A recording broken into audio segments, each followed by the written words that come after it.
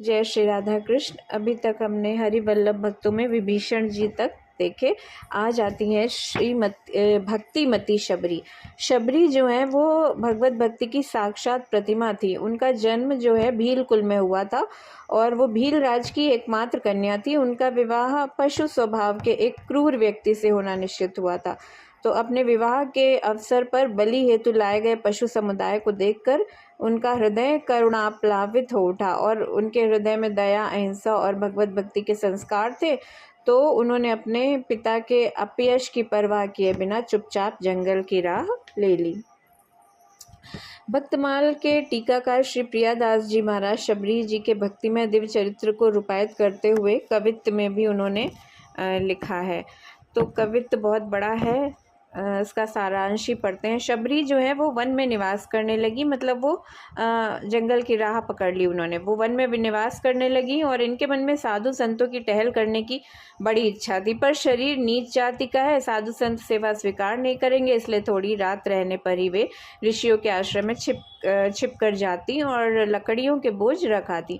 प्रातःकाल शीघ्र ही उठकर सरोवर पर जाने आने के मार्ग को झाड़ बुहार कर उसकी कंकड़ियों को बीन कर अलग डाल देती थी। यह सेवा करते हुए इनको कोई भी नहीं देख पाता था। सवेरे उठकर ऋषि लोग आपस में कहते कि मार्ग नित्य कौन झाड़ जाता है और लकड़ियों के बोझ कौन रख जाता है। वनवासी ऋषियों में एक मतंग नामक ऋषि थे। वे परम विरक्त और भक्ति रस के आनंद से परिपूर्ण थे। लकड़ियों के बोझ रखे देखकर वो अपने शिष्यों से कहने लगे कि इस तपोवन में ऐसा कौन आ गया जो नित्य चोरी से सेवा करता है, उसे एक दिन पकड़ो।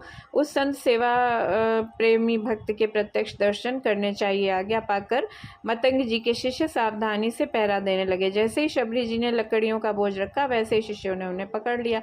वो बेचारी भय और संकोच वश कांपने लगी और उनके पैरों पर गिर गईं।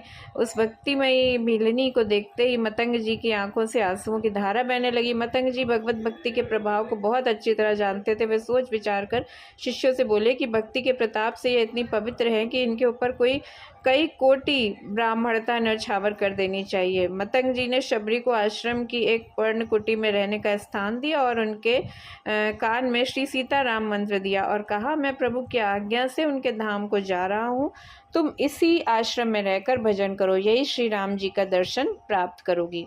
गुरुदेव श्री मतंग जी के वियोग ने शबरी जी के हृदय को बड़ा कठोर कष्ट दिया। उनसे जीवित नहीं रहा जाता था, पर श्री राम जी के दर्शनों की आशा लगी थी, इसीलिए जीवित रही। मुनियों के स्नान मार्ग को थोड़ी रात रहे झाड़ बुहार आती। एक दिन विलंब हो गया। स्नान के लिए ऋषि आने जाने लगे। मार्ग सकरा था तो कोई ऋषि शबरी